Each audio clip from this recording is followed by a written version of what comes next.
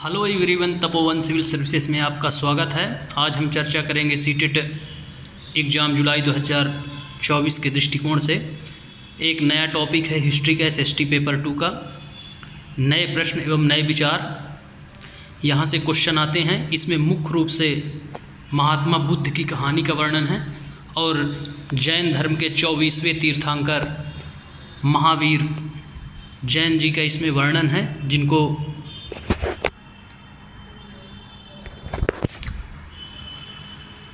इसमें जिन शब्द का अर्थ भी बताया जाएगा आपको, और वो 24वें तीर्थंकर थे। क्वेश्चन में आता है कि जैन धर्म के 24वें तीर्थंकर कौन थे, बुद्ध का जन्म कहाँ हुआ, लुम्बिनी नेपाल, महापरिनिर्वाण की प्राप्ति कहाँ हुई, कुशीनाड़ा। तो ऐसे स्थानों के बारे में इसमें चर्चाएं होगी। पहला उपदेश उन्होंने किस जगह पर दिया, किस भाषा में दिया, वर्तमान में वह कहाँ स्थित है, इस बारे में चर्चा हम करेंगे। ये प्रश्न जो मैं अभी कल की टेस्ट सीरीज अपलोड किया हूँ उसमें आ चुके हैं, इसलिए परीक्षा के दृष्टिकोण से यह अत्यंत महत्वपूर्ण टॉपिक है। तो आइए हम इस पर चर्चा करेंगे। चैनल को सपोर्ट करने के लिए आप लोगों का बहुत बहुत धन्यवाद। आप लोग इसी तरह सपोर्ट करिए। आपको हर दिन एक टेस्ट सीरीज और ये एक नया टॉपिक दिया जाएगा, और परीक्षा से पहले एक मंथ, लगभग पूरे जून माह में आपकी टेस्ट सीरीज चलेगी, और उसके बाहर से एक भी क्वेश्चन नहीं आएंगे। आप विश्वास करिए और जुड़िए ज़्यादा से ज़्यादा लोग। तो चलिए हम इस कहानी को शुरू करते हैं। तो बुद्ध की कहानी। बौद्ध धर्म के संस्थापक सिद्धार्थ ने, जिन्हें गौतम के नाम से भी जाना जाता है, इनका जन्म लगभग 2500 वर्ष पूर्व हुआ था। यह वह समय था जब लोगों के जीवन में तेज़ी से परिवर्तन हो रहे थे। जैसा कि तुमने अध्याय 5 में पढ़ा है, ये अध्याय 5 में हमने आपको जनपद, जो महाजनपदों का उदय हुआ बौद्धकालीन में, तो वहाँ पे भी चर्चा की गई थी, लेकिन उसके बारे में थोड़ा डिटेल आज देखेंगे। तो महाजनपदों के कुछ राजा इस समय बहुत शक्तिशाली हो गए थे। हजारों सालों के बाद फिर से नगर उभर रहे थे। गांवों के जीवन में भी बदलाव आ रहा था। बहुत से विचारक इन परिवर्तनों को समझने का प्रयास कर रहे थे। वे जीवन के सच्चे अर्थ को भी जानना चाह रहे थे। तो इस प्रकार से हमने देखा था कि जो हड़प्पा सभ्यता थी हमारी, वो एक नगरीय सभ्यता थी। उसके बाद आता है वैदिक काल और उत्तर वैदिक काल, कबीलाई पद्धति और ग्रामीण गांवों में निवास करना। उसके बाद जब महाजनपद काल आता है तो फिर से नगरीकरण होता है। इस प्रकार इतिहास में एक कालानुक्रम देखा जाता है, इसीलिए इतिहास को मानव का क्रमिक विकास बोला जाता है। तो यहाँ से जो क्वेश्चन बनेगा इस पैराग्राफ से, तो इनका जो बचपन का नाम था सिद्धार्थ था, गौतम के नाम से भी जाना जाता है। लगभग 2500 वर्ष पूर्व हुआ। आप नेपाल भी याद रख सकते हैं, लुम्बिनी। बस इस पैराग्राफ से यही क्वेश्चन आता है। अब हम देखेंगे अगला पैराग्राफ। इसमें है बुद्ध क्षत्रिय थे तथा शाक्य नामक एक छोटे से गण से संबंधित थे। युवावस्था में ही ज्ञान की खोज में उन्होंने घर के सुखों को छोड़ दिया। अनेक वर्षों तक वे भ्रमण करते रहे तथा अन्य विचारकों से मिलकर चर्चा करते रहे। अंततः ज्ञान प्राप्ति के लिए उन्होंने स्वयं ही रास्ता ढूंढने का निश्चय किया। इसके लिए उन्होंने बोध गया बिहार में एक पीपल के नीचे कई दिनों तक तपस्या की। अंततः उन्हें ज्ञान प्राप्त हुआ। इसके बाद से वे बुद्ध के रूप में जाने गए। यहाँ से वे वाराणसी के निकट स्थित सारनाथ गए, जहाँ उन्होंने पहली बार उपदेश दिया। कुशीनारा में मृत्यु से पहले का शेष जीवन उन्होंने पैदल ही एक स्थान से दूसरे स्थान की यात्रा करने और लोगों को शिक्षा देने में व्यतीत किया। इसका जो अर्थ है, दूसरे में जो क्वेश्चन आएंगे तो वो आता है शाक्य नामक एक छोटे से गण से संबंधित थे, लेकिन आप वंश भी इनका याद रखेंगे तो इक्ष्वाक वंशीय क्षत्रिय थे। इक्ष्वाक वंश के क्षत्रिय थे। राजा राम भी इक्ष्वाक वंश के थे, ये भी इक्ष्वाक वंश के थे। फिर जो क्वेश्चन आता है, तो इन्होंने या इनको ज्ञान की प्राप्ति कहाँ हुई, तो बोध गया बिहार में पीपल के वृक्ष के नीचे। दूसरा क्वेश्चन ये बनता है। तीसरा बनता है इन्होंने अपना पहला उपदेश कहाँ दिया? तो सारनाथ, वाराणसी, उत्तर प्रदेश। और मृत्यु तो ये मैं पहले ही बता चुका हूँ कि इनकी मृत्यु उसको बोलते हैं महापरिनिर्वाण, कुशीनारा। तो ये 4 क्वेश्चन इस पैराग्राफ से बनते हैं, इसके अलावा कोई क्वेश्चन यहाँ से नहीं बनता है। अब हम देखते हैं अगला पैराग्राफ। इसमें बताया गया है कि बुद्ध ने शिक्षा दी कि यह जीवन कष्टों और दुखों से भरा हुआ है और ऐसा हमारी इच्छा और लालसाओं के कारण होता है। कभी कभी हम जो चाहते हैं वह प्राप्त कर लेने के बाद भी संतुष्ट नहीं होते एवं और अधिक वस्तुओं को पाने की इच्छा करने लगते हैं। बुद्ध ने इस लिप्सा को तन्हा तृष्णा कहा। बुद्ध ने शिक्षा दी कि आत्म संयम अपनाकर हम ऐसी लालसा से मुक्ति पा सकते हैं। तो तृष्णा से मुक्ति हम कैसे पा सकते हैं? आत्म संयम अपना के। सभी दुखों की जड़ क्या है? तृष्णा है, जो कभी भी संतुष्ट नहीं हो सकती। उन्होंने यह कहा कि आप जीवों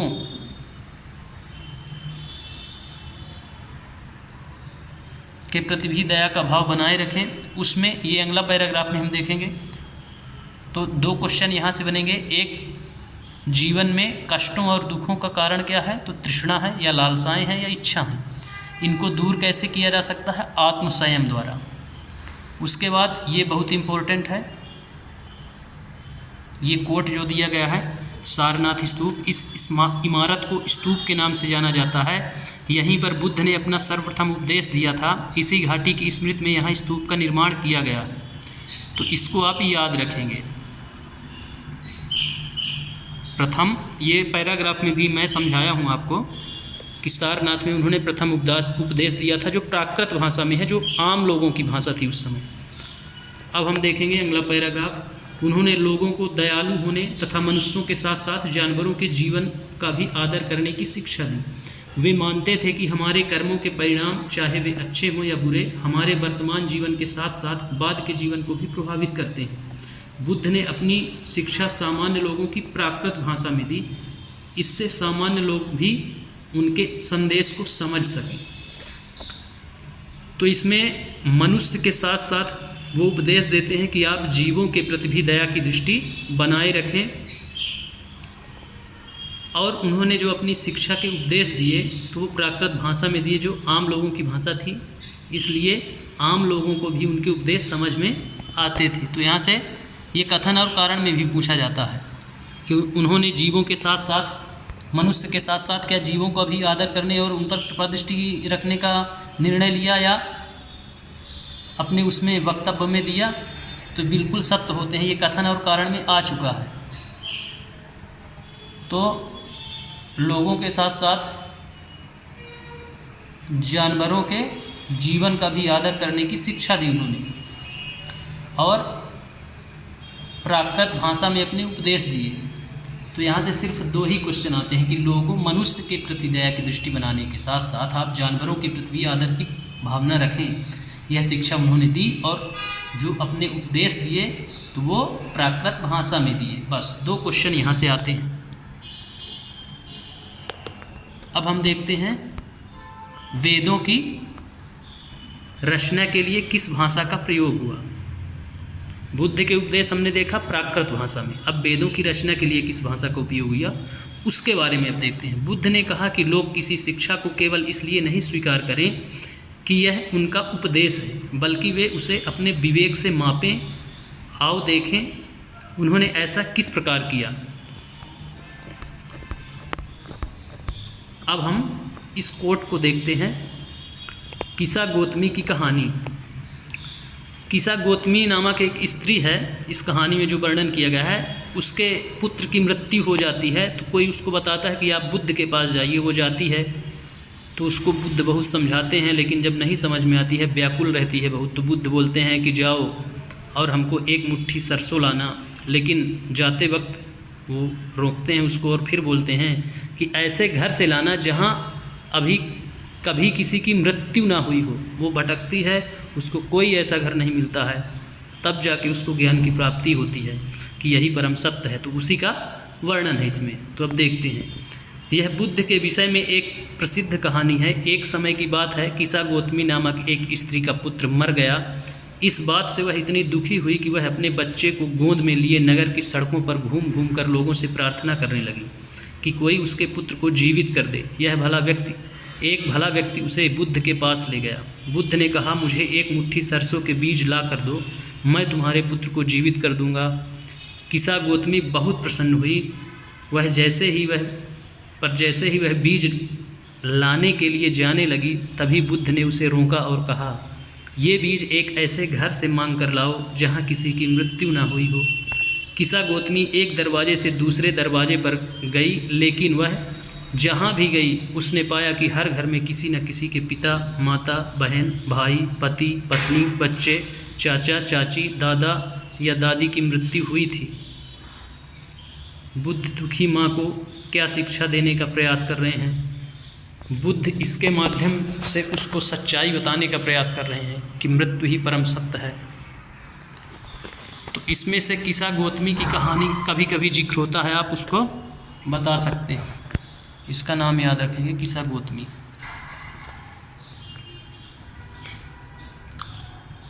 अब अगले पैराग्राफ में हम देखते हैं उपनिषद। इसी समय बहुत से दूसरे अन्य चिंतक भी दार्शनिक प्रश्नों का उत्तर ढूंढने का प्रयास कर रहे थे। उनमें से कुछ मृत्यु के बाद के जीवन के बारे में जानना चाहते थे, जबकि अन्य यज्ञों की उपयोगिता के बारे में जानने को उत्सुक थे। इनमें से अधिकांश चिंतकों का यह मानना था कि इस विश्व में कुछ तो ऐसा है जो कि स्थायी है और जो मृत्यु के बाद भी बचा रहता है। उन्होंने इसका वर्णन आत्मा तथा ब्रह्मा अथवा सार्वभौम आत्मा के रूप में किया। वे मानते थे कि अंततः आत्मा तथा ब्रह्मा एक ही हैं। स्थायी रूप में उन्होंने किसको माना? तो आत्मा और ब्रह्मा को माना। ये क्वेश्चन कभी कभार पूछता है। और आत्मा और ब्रह्मा को एक ही माना। अब देखते हैं अगला पैराग्राफ। ऐसे कई विचारों का संकलन उपनिषदों में हुआ है। उपनिषद उत्तर वैदिक ग्रंथों का हिस्सा थे। उपनिषद का शाब्दिक अर्थ है गुरु के समीप बैठना। इन ग्रंथों में अध्यापकों और विद्यार्थियों के बीच बातचीत का संकलन किया गया है। प्रायः ये विचार सामान्य वार्तालाप के रूप में प्रस्तुत किए गए। इस पैराग्राफ से क्वेश्चन बनता है कि उपनिषद किसके अंग हैं? तो उपनिषद वैदिक ग्रंथों के हिस्सा हैं। तो यहाँ से क्वेश्चन बनता है कि उपनिषद उत्तर वैदिक ग्रंथों के, वैदिक में याद रखना आप, एक वैदिक काल है और एक उत्तर वैदिक, तो ये उत्तर वैदिक ग्रंथों के हिस्से हैं। इनका अर्थ क्या होता है? तो उपनिषद का जो अर्थ होता है वो गुरु के समीप बैठना होता है। ये भी आता है क्वेश्चन में, बहुत बार पूछा गया है। अब देख लेते हैं इस कोट को। ये क्या बोलता है? तो भारतीय दर्शन की 6 पद्धतियाँ, षट दर्शन की, इसको षट दर्शन बोला जाता है। तो ये भी क्वेश्चन में डायरेक्ट पूछ देता है कि भारतीय दर्शन में कितने दर्शन की पद्धतियाँ हैं? तो षट दर्शन, 6 दर्शन की पद्धतियाँ हैं। अब देखते हैं। सदियों से भारत द्वारा सत्य की बौद्धिक खोज का प्रतिनिधित्व दर्शन की 6 शाखाओं ने किया। ये वैशेषिक, न्याय, सांख्य, योग, पूर्व मीमांसा तथा वेदांत या उत्तर मीमांसा के नाम से जाने जाते हैं। दर्शन की इन 6 पद्धतियों की स्थापना क्रमशः ऋषि कणाद, गौतम, कपिल, पतंजलि, जैमिनी और व्यास द्वारा की गई मानी जाती है, जो आज भी देश में बौद्धिक चर्चा को दिशा देने जर्मन मूल के ब्रिटिश भारतविद फ्रेडरिक मैक्स मूलर के अनुसार दर्शन की इन 6 शाखाओं का विकास कई पीढ़ियों के दौरान व्यक्तिगत विचारकों के योगदान से हुआ। यद्यपि ये एक दूसरे से भिन्न दिखते हैं, तथापि सत्य की इनकी समझ में आधारभूत तालमेल दिखता है।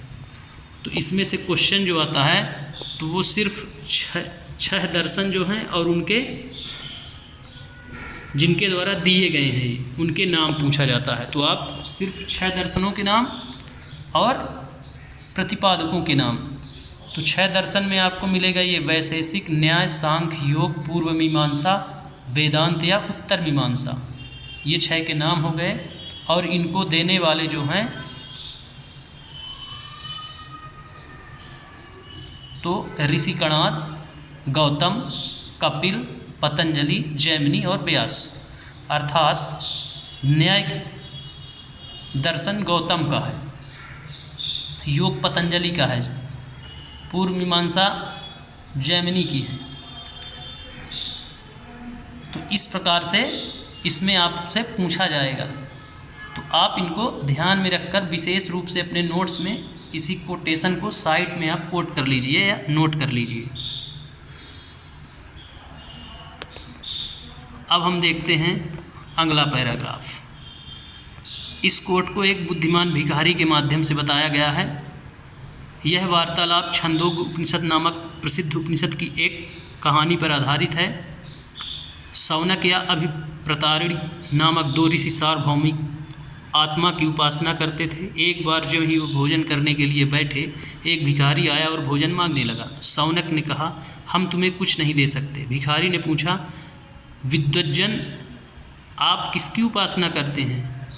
अभिप्रतारिणी ने उत्तर दिया, सार्वभौम आत्मा की। ओह, इसका मतलब आप यह जानते हैं कि यह सार्वभौम आत्मा संपूर्ण विश्व में विद्यमान है। ऋषियों ने कहा, हाँ, हम यह जानते हैं। भिखारी ने फिर पूछा, अगर यह सार्वभौम आत्मा संपूर्ण विश्व में विद्यमान है तो यह मेरे अंदर भी विद्यमान है। मैं कौन हूँ? मैं इस विश्व का एक भाग ही तो हूँ।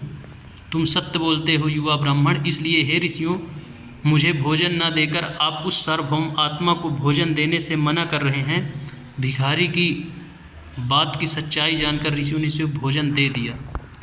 तो सिर्फ पूछा जाता है आपसे क्वेश्चन में, छंदोग्य उपनिषद, छंदोग्य क्या है? उपनिषद। बस। अब हम देखते हैं अगला पैराग्राफ। इन चर्चाओं में भाग लेने वाले अधिकांशतः पुरुष ब्राह्मण तथा राजा होते थे। कभी कभी गार्गी, अपाला, घोषा, मैत्रेयी जैसी स्त्री विचारकों का भी उल्लेख मिलता है, जो अपनी विद्वता के लिए जानी जाती थी और वाद विवाद में भाग लिया करती थी। निर्धन व्यक्ति इस तरह के वाद विवाद में बहुत कम ही हिस्सा लेते थे। इस तरह का एक प्रसिद्ध अपवाद सत्यकाम जवाल का है। सत्यकाम जवाल का नाम उसकी दासी माँ के नाम पर पड़ा। सत्यकाम के मन में सत्य जानने की तीव्र जिज्ञासा उत्पन्न हुई।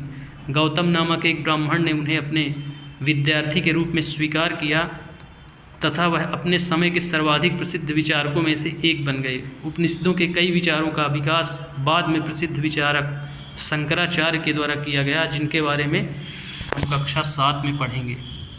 तो इसमें से कुछ विद्वत महिलाओं के नाम पूछे जाते हैं, जिनमें से गार्गी, अपाला, घोषा, मैत्रेयी जैसी विदुषी रही हैं। तो इनके चारों के नाम आपको याद रखने हैं। इसके अलावा इसमें कोई भी क्वेश्चन नहीं पूछा जाता है। कभी कोटेशन में या कथन और कारण में पूछ देगा तो सत्यकाम जवाली का, बस। और इनका विशेष रूप से आप नाम याद रखेंगे शंकराचार्य का, जो चारों मठों के संस्थापक थे। गोवर्धन मठम, पुरी श्रृंगेरी मठम और द्वारिका में है एक। तो वो चारों मठ के नाम नहीं पूछे जाते हैं, पर शंकराचार्य, इनको आप याद रखेंगे। जो सिलेबस में है वही पूछा जाता है। अब आते हैं व्याकरणविद पाणिनि। ऊपर हमने अभी पढ़ा था षड दर्शन में एक, तो वो पतंजलि थे, योग। अब पाणिनि व्याकरण के पिता कहे जाते हैं। इस युग में कुछ अन्य विद्वान भी खोज रहे थे। उन्हीं प्रसिद्ध विद्वानों में एक पाणिनि ने संस्कृत भाषा के व्याकरण की रचना की। उन्होंने स्वरों तथा व्यंजनों को एक विशेष क्रम में रखकर उनके आधार पर सूत्रों की रचना की। ये सूत्र बीज गणित के सूत्रों से काफ़ी मिलते जुलते हैं। इसका प्रयोग कर उन्होंने संस्कृत भाषा के प्रयोगों के नियम लघु सूत्र लगभग 3000 के रूप में लिखे। इसमें से सिर्फ एक क्वेश्चन आता है कि संस्कृत व्याकरण की रचना किनके द्वारा की गई? तो पाणिनि जी के द्वारा, बस। अब हम आते हैं यहाँ से बुद्ध या बौद्ध धर्म समाप्त होता है, बुद्ध की कहानी। अब आते हैं जैन की ओर। यहाँ से शुरू होता है जैन धर्म। इसी युग में अर्थात लगभग 2500 वर्ष पूर्व जैन धर्म के 24वें तथा अंतिम तीर्थंकर वर्धमान महावीर ने भी अपने विचारों का प्रसार किया। वह वज्जी संघ के लिच्छवी कुल के एक क्षत्रिय राजकुमार थे। इस संघ के विषय में हमने अध्याय 5 में पढ़ा है। 30 वर्ष की आयु में उन्होंने घर छोड़ दिया और जंगल में रहने लगे। 12 वर्ष तक उन्होंने कठिन व एकाकी जीवन व्यतीत किया। उसके बाद उन्हें ज्ञान प्राप्त हुआ। 42 वर्ष की अवस्था में उन्हें ज्ञान की प्राप्ति हो गई थी। 30 वर्ष की अवस्था में उन्होंने गृह त्याग किया। 12 वर्ष का उन्होंने तप किया, तपस्या करी, उसके बाद ज्ञान की प्राप्ति हुई। तो ये समकालीन थे और 24वें तथा अंतिम तीर्थंकर थे। इनका इन्हें महावीर के नाम से भी, वर्धमान के नाम से भी जाना जाता है। तो क्वेश्चन यही आता है, या तो पूछेगा किसके समकालीन थे, किस धर्म के समकालीन थे, तो बौद्ध, या महावीर जी को किस क्रम के तीर्थंकर के नाम से जाना जाता है, तो 24वें। यह किस धर्म से संबंधित थे, तो जैन। और इनको किस उपनाम से जाना जाता है, तो वर्धमान। तो ये सारी टर्म आप याद रखेंगे। 24वें तीर्थंकर,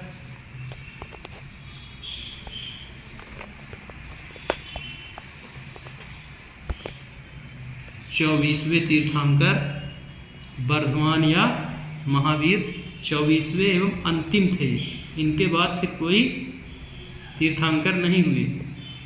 लिच्छवी कुल से संबंधित थे और वज्जी संघ से। तो वज्जी संघ, लिच्छवी कुल, अंतिम तथा 24वें तीर्थंकर, उपनाम वर्धमान या महावीर। इतने नाम आपको याद रखना है। आपको यहाँ से क्वेश्चन यदि कथन कारण में पूछेगा तो हो सकता है कि आपको गृह त्याग कितने उम्र में किए, तो 30 वर्ष में। 12 वर्ष का भटकाव रहा है, तपस्या किए, और 42 वर्ष की आयु में ज्ञान की प्राप्ति हुई इनको। अब देखते हैं अगला पैराग्राफ। उनकी शिक्षा सरल थी। सत्य जानने की इच्छा रखने वाले प्रत्येक स्त्री व पुरुष को अपना घर छोड़ देना चाहिए। उन्हें अहिंसा के नियमों का कड़ाई से पालन करना चाहिए, अर्थात किसी भी जीव को न तो कष्ट देना चाहिए और न ही उसकी हत्या करनी चाहिए। महावीर का कहना था, सभी जीव जीना चाहते हैं, सभी के लिए जीवन प्रिय है। महावीर ने अपनी शिक्षा प्राकृत में दी। यही कारण है कि साधारण जन भी उनके तथा उनके अनुयायियों की शिक्षाओं को समझ सके। देश के अलग अलग हिस्सों में प्राकृत के अलग अलग रूप प्रचलित थे। प्रचलित क्षेत्र के आधार पर ही उनके अलग अलग नाम थे। जैसे मगध में बोली जाने वाली प्राकृत मागधी कहलाती थी। तो क्वेश्चन ये भी पूछ चुका है कि मगध में बोलनी जाने वाली जो प्राकृत थी उसको किस नाम से जाना जाता था, तो मागधी। वहीं इनके भी उपदेश क्या थे, प्राकृत भाषा में दिए गए। इनका भी कहना क्या था कि अहिंसक, हिंसा नहीं करना है, आपको अहिंसक बन के रहना है, जीवों में दया भावना बनाए रखना है। तो ये सारे गुण इनके अंदर थे जो इन्होंने शिक्षा के रूप में प्रदान किए। तो दोनों की शिक्षाएं लगभग सेम हैं। बुद्ध भी यही बोल रहे थे, ये भी यही बोल रहे थे। अब अगले पैराग्राफ में देखते हैं। जैसे नाम से जाने गए महावीर के अनुयायियों को भोजन के लिए भिक्षा मांगकर सादा जीवन बिताना होता था। उन्हें पूरी तरह से ईमानदार होना पड़ता था तथा चोरी न करने की उन्हें सख्त हिदायत दी थी। उन्हें ब्रह्मचर्य का पालन करना होता था। पुरुषों को वस्त्रों सहित सब कुछ त्याग देना पड़ता था। तो इसमें चोरी को विशेष रूप से वर्जित किया गया था, सख्त मनाही थी। उसमें बुद्ध में ऐसा वर्णन नहीं है। तो यहाँ कन्फ्यूजन के लिए वो देता है कि चोरी सख्त रूप से किस धर्म में मनाही थी या किनके द्वारा प्रतिपादित की गई, तो महावीर जैन के द्वारा, जैन धर्म में मनाही थी। अब देखते हैं हम अगला पैराग्राफ। अधिकांश व्यक्तियों के लिए ऐसे कड़े नियमों का पालन करना बहुत कठिन था। फिर भी हजारों व्यक्तियों ने इस नई जीवन शैली को जानने और सीखने के लिए अपने घरों को छोड़ दिया। कई अपने घरों पर ही रहे और भिक्षु भिक्षुणी बने लोगों को भोजन प्रदान कर उनकी सहायता करते रहे। मुख्यतः व्यापारियों ने जैन धर्म का समर्थन किया। किसानों के लिए इन नियमों का पालन अत्यंत कठिन था क्योंकि फसल की रक्षा के लिए उन्हें कीड़े मकोड़े को मारना पड़ता था। बाद की सदियों में जैन धर्म उत्तर भारत के कई हिस्सों के साथ साथ गुजरात, तमिलनाडु और कर्नाटक में भी फैल गया। महावीर तथा उनके अनुयायियों की शिक्षाएं कई शताब्दियों तक मौखिक रूप में ही रहीं। वर्तमान रूप में उपलब्ध जैन धर्म की शिक्षाएं लगभग 1500 वर्ष पूर्व गुजरात में बल्लवी नामक स्थान पर लिखी गई थी। तो ये क्वेश्चन आता है कि वर्तमान में यह कब लिखी गई, तो गुजरात के बल्लवी नामक स्थान पर 1500 वर्ष पूर्व, 1500 ईसा पूर्व लिखी गई। इसमें यह था कि बहुत सख्ती से पालन करना पड़ता था, जिसमें कोड़े मकोड़े, ये कीड़े मकोड़े जो रेंगने वाले जीव हैं छोटे छोटे, ये भी न मरे। इसलिए शाम से पहले वो भोजन कर लेते हैं सूर्यास्त से और निकलते नहीं हैं, वस्त्र का त्याग कर देते हैं। इनके अनुयायियों को भिक्षु और भिक्षुणी कहा जाता है। ये प्रश्न आता है तो इस प्रकार इसमें भी 2-3 क्वेश्चन बनते हैं। अब इस कोट में दिया गया है उसका अर्थ, ये आता है क्वेश्चन में कि जैन शब्द जिन शब्द से निकला है। जैन शब्द किससे निकला है? जिन शब्द से, जिसका अर्थ विजेता होता है।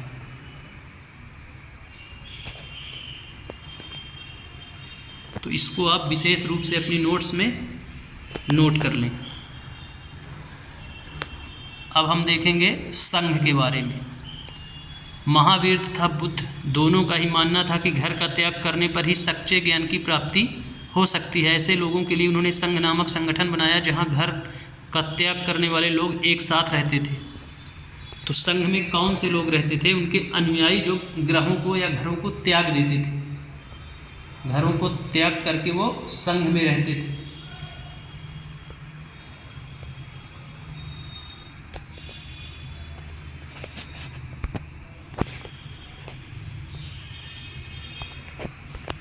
तो यहाँ आप ध्यान देंगे कि ग्रहों को संघ नामक एक संगठन था जिसमें कौन लोग रहते थे?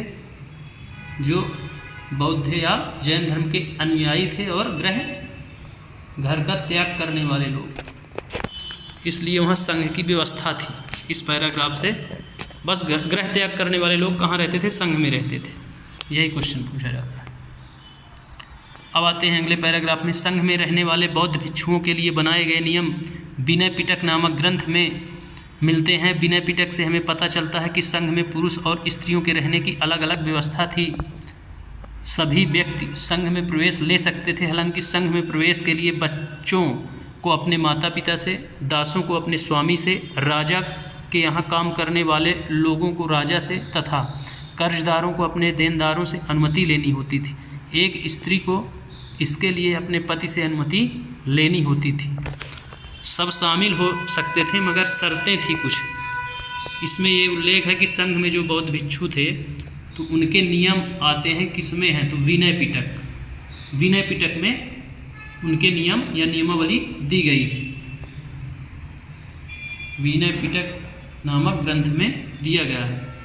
अब इसमें से ये नहीं पूछे जाते हैं, ये नहीं पूछे जाते हैं, पर इस लाइन को इम्पोर्टेंट के हिसाब से आप देख लेना। पीएससी मेंस के हिसाब से हैं, यूपीएससी में पूछे जाते हैं, पर आपको विनय पिटक याद रखना कि इसकी जानकारी कहाँ मिलती है? बौद्ध धर्म के विनय पिटक में। विनय पिटक बौद्ध धर्म से त्रिपिटक बोलते हैं, त्रिपिटक में ही आता है विनय पिटक।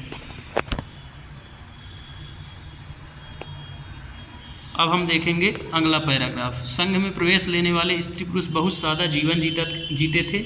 वे अपना अधिकांश समय ध्यान करने में बिताते थे और दिन के एक निश्चित समय में वे शहरों तथा गांवों में जाकर भिक्षा मांगते थे। यही कारण है कि उन्हें भिक्षु तथा भिक्षुणी कहा गया। तो ये आपको पहले पैराग्राफ में भी मिला है, भिक्षु एवं भिक्षुणी गांव में जाकर के भिक्षा मांगते थे। अब बढ़ते हैं आगे। वे आम लोगों को शिक्षा देते थे और साथ ही एक दूसरे की सहायता भी करते थे। किसी तरह की आपसी लड़ाई का निपटारा करने के लिए वे प्रायः बैठकें भी किया करते थे। संघ में प्रवेश लेने वालों में ब्राह्मण, क्षत्रिय, व्यापारी, मजदूर, नाई, गणिकाएँ तथा दास शामिल थे। इनमें से कई लोगों ने बुद्ध की शिक्षाओं के विषय में लिखा तथा कुछ लोगों ने संघ में अपने जीवन के विषय में सुंदर कविताओं की रचना की। इसमें कौन कौन शामिल थे? अब क्वेश्चन आता है इनमें से कौन शामिल नहीं था, तो इनके अलावा कोई और शब्द दे देगा आपको। तो आपको याद रखना है कि कौन कौन शामिल थे। तो ब्राह्मण, क्षत्रिय, व्यापारी, मजदूर, नाई, गणिकाएँ तथा दास। क्वेश्चन में नहीं है कि नाम से पूछता है। अब हम आते हैं बिहार। जैन तथा बौद्ध भिक्षु पूरे साल एक स्थान से दूसरे स्थान घूमते हुए उपदेश दिया करते थे। केवल वर्षा ऋतु में जब यात्रा करना कठिन हो जाता था तो वे एक स्थान पर ही निवास करते थे। ऐसे समय वे अपने अनुयायियों द्वारा उद्यानों में बनवाए गए अस्थायी निवासों में अथवा पहाड़ी क्षेत्रों की प्राकृतिक गुफाओं में रहते थे। जैसे जैसे समय बीतता गया, भिक्षु भिक्षुणियों ने स्वयं तथा उनके समर्थकों ने अधिक स्थायी शरण स्थलों की आवश्यकता का अनुभव किया। तब कई शरण स्थल बनाए गए जिन्हें बिहार कहा गया। बौद्ध धर्म के अनुयायी जो थे विशेष रूप से बरसात के मौसम में जब उनका आना जाना बंद हो जाता था, तो उस समय वो जिस स्थान पर निवास करते थे या शरण लेते थे उनको बिहार कहा गया। तो बिहार किससे संबंधित है? बौद्ध धर्म से। किन लोगों के लिए था? भिक्षु भिक्षुणियाँ जो अनुयायी थे बौद्ध धर्म के और धर्म का प्रचार कर रहे थे। तो बारिश के समय में उनका आना जाना बंद हो जाता था, तो उनके रहने की व्यवस्था जिस स्थान की जाती थी, गुफाओं के रूप में या घर के रूप में, उनको हम बिहार बोलते थे। तो यहाँ से सिर्फ बिहार किससे संबंधित है पूछा जाता है।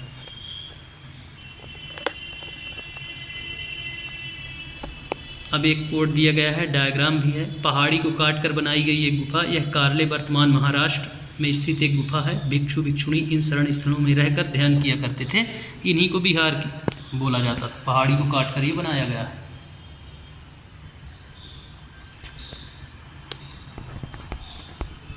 एक बौद्ध ग्रंथ से ज्ञात होता है, जिस तरह महासागरों में मिलने पर नदियों की अलग अलग पहचान समाप्त हो जाती है, ठीक उसी तरह बुद्ध के अनुयायी जब भिक्षुओं की श्रेणी में प्रवेश करते हैं तो वे अपना वर्ण, श्रेणी और परिवार सब त्याग देते हैं। ये एग्जाम्पल से बताया गया है, महासागर का एग्जाम्पल दिया गया है कि जैसे कोई नदी उद्गम क्षेत्र से निकलती है तो उसकी पहचान होती है, लेकिन जब सारी नदियाँ जा कर के महासागर में मिल जाती हैं तो उनकी पहचान समाप्त हो जाती है। उसी प्रकार बौद्ध धर्म का अनुयायी व्यक्ति जब संघ में शामिल हो जाता था तो उसकी पहचान समाप्त हो जाती थी।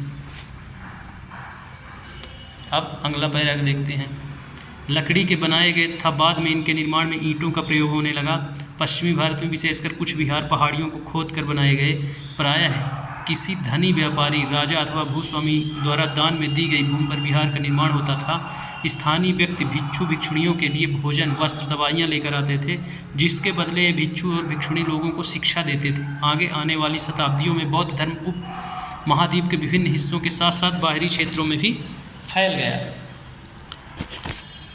तो इसमें भोजन की व्यवस्था कौन करता था?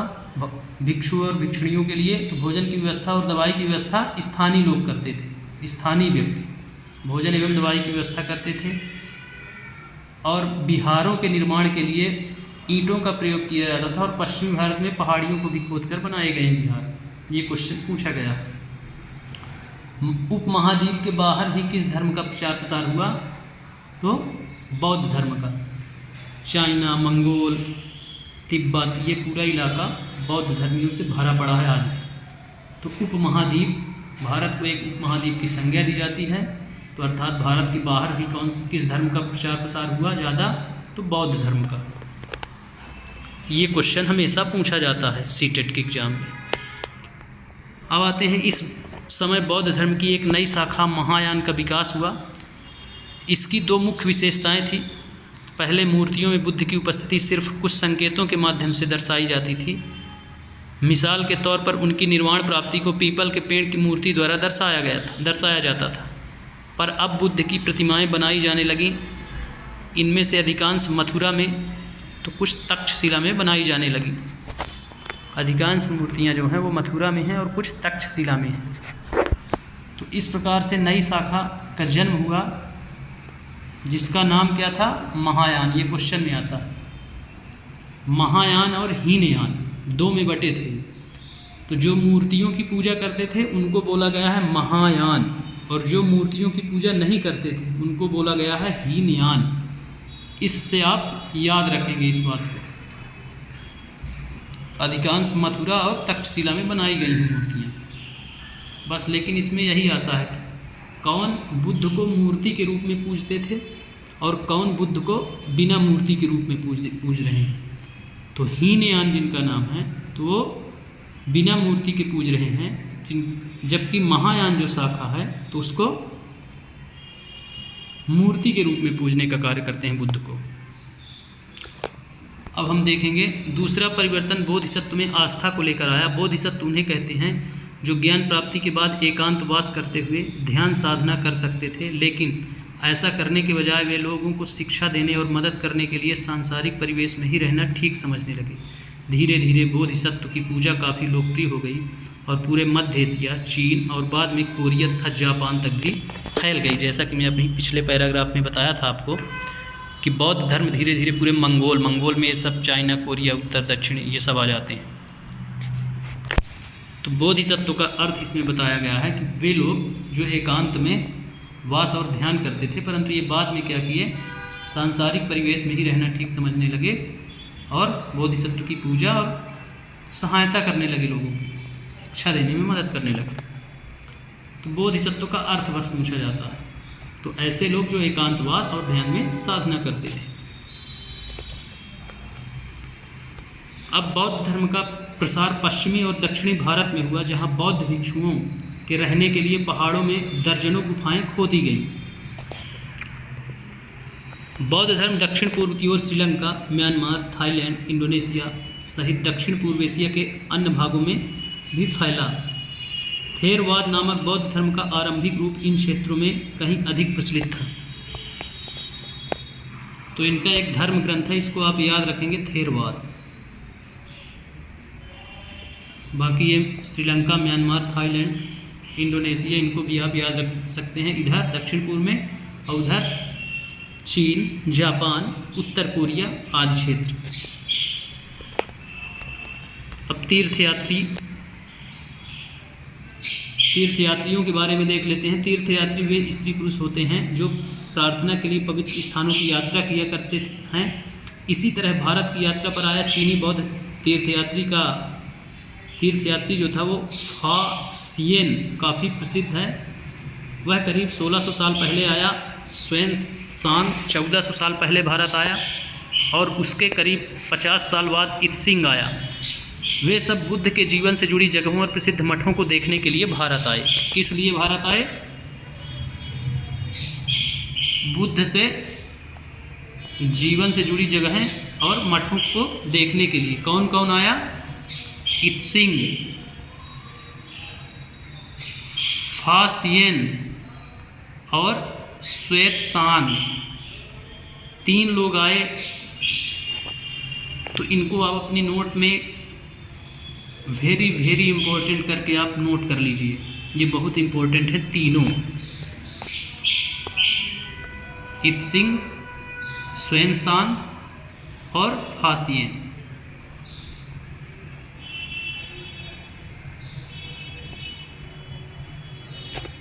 इस प्रकार से तीनों यात्रियों के नाम आप याद रखेंगे। इनमें से प्रत्येक तीर्थयात्री ने अपनी यात्रा का वर्णन लिखा। उन्होंने अपनी यात्रा के दौरान आई मुश्किलों के बारे में भी लिखा। इन यात्राओं में कई वर्ष लग जाया करते थे। जिन देशों और मठों को उन्होंने देखा उनके बारे में उन्होंने लिखा और उन किताबों के बारे में भी उन्होंने लिखा जिन्हें वे अपने साथ ले गए थे। तो सिर्फ नाम पूछा जाता है, कौन से यात्री आए और कहाँ से आए। तो चीन के यात्री थे, इसलिए आप इनको याद रखेंगे। अब देखते हैं नालंदा, जो शिक्षा का केंद्र था। एक नालंदा शिक्षा का एक विशिष्ट केंद्र है। ह्वेनसांग तथा अन्य तीर्थयात्रियों ने उस समय के सबसे प्रसिद्ध बौद्ध विद्या केंद्र नालंदा बिहार में अध्ययन किया। उसने नालंदा के बारे में इस प्रकार लिखा है, यहाँ के शिक्षा की योग्यता तथा बुद्धि में सबसे आगे हैं। बुद्ध के उपदेशों का वह पूरी ईमानदारी से पालन करते हैं। मठ के नियम काफ़ी सख्त हैं जिन्हें सबको मानना पड़ता है। पूरे दिन वाद विवाद चलते ही रहते हैं जिसमें युवा और वृद्ध दोनों ही एक दूसरे की मदद करते हैं। विभिन्न शहरों से विद्वान लोग अपनी शंकाएं दूर करने यहाँ आते हैं। नए आगंतुकों से पहले द्वारपाल ही कठिन प्रश्न पूछते हैं। उन्हें अंदर जाने की अनुमति तभी मिलती है जब वे द्वारपाल को सही उत्तर दे पाते हैं। 10 में से 7-8 सही उत्तर नहीं दे पाते हैं, मतलब सिर्फ 2 लोग ही 10 में से दे पाते हैं। ह्वेनसांग नालंदा में क्यों पढ़ना चाहता है, कारण बताएं। तो आप सिर्फ नालंदा रखेंगे याद।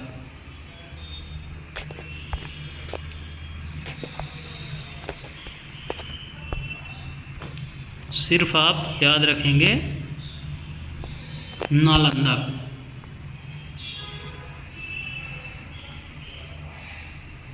इसके अलावा यहाँ से यह पूछ लेगा कि यह कहाँ स्थित है, बिहार में। बस बिहार को आप याद रखेंगे ज़रूर, वेरी इम्पोर्टेंट है, IMP है। अब हम देखते हैं जीवन के कुछ चरण या आश्रम व्यवस्था क्या थी। तो आश्रम व्यवस्था के बारे में हम देखते हैं। तो आश्रम शब्द का तात्पर्य जीवन के एक चरण से है। तो यहीं से क्वेश्चन बन जाता है कि आश्रम शब्द का अर्थ क्या है या तात्पर्य क्या है, तो जीवन के एक चरण से है। ब्रह्मचर्य, गृहस्थ, वानप्रस्थ और सन्यास, ये क्रम है, क्रम से सजाने के लिए भी पूछ देता है कभी कभी। तो पहले ब्रह्मचर्य है, फिर गृहस्थ है, अर्थात विद्यारंभ से लेकर के विवाह के पहले तक का जो समय होता है वह ब्रह्मचर्य के नाम से जाना जाता है, और विवाह से लेकर के आपका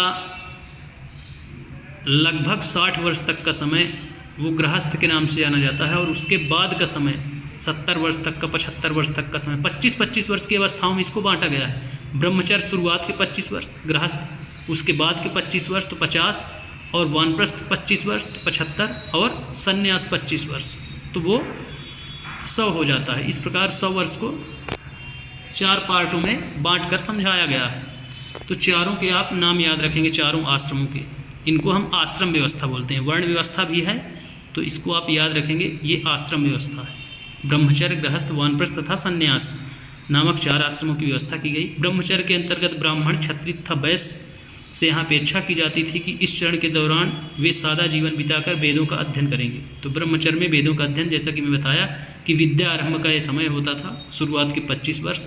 फिर गृहस्थ आश्रम के अंतर्गत उन्हें विवाह कर एक गृहस्थ के रूप में रहना होता था। वानप्रस्थ के अंतर्गत उन्हें जंगल में रहकर साधना करनी पड़ती थी। अंततः उन्हें सब कुछ त्याग कर सन्यासी बन जाना था, तो सन्यास आश्रम हो गया। आश्रम व्यवस्था ने लोगों को अपने जीवन का कुछ हिस्सा ध्यान में लगाने पर बल दिया। तो इस प्रकार आप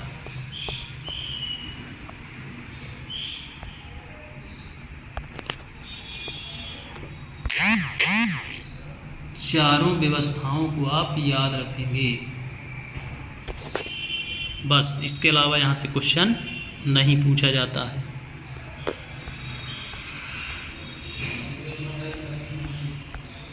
अब इसमें कुछ तिथियां हैं, ये महत्वपूर्ण हैं, आप इनको याद रख लेंगे बस।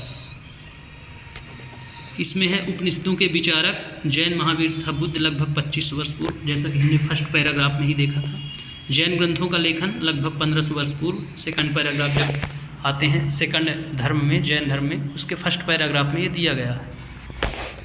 इस प्रकार इस लेक्चर में हम देखते हैं कि किस प्रकार से जैन और बौद्ध धर्म का उदय हुआ, उसका विस्तार हुआ, उसमें कौन कौन से नियम और शब्दावलियाँ दी गई हैं, आश्रम व्यवस्था क्या है, जिनका अर्थ क्या है, बौद्ध के अनुयायी कैसे 2 भागों में बट गए, उसका प्रचार प्रसार विस्तार कहाँ हुआ, ये सारी चीज़ें इसमें वर्णित की गई हैं।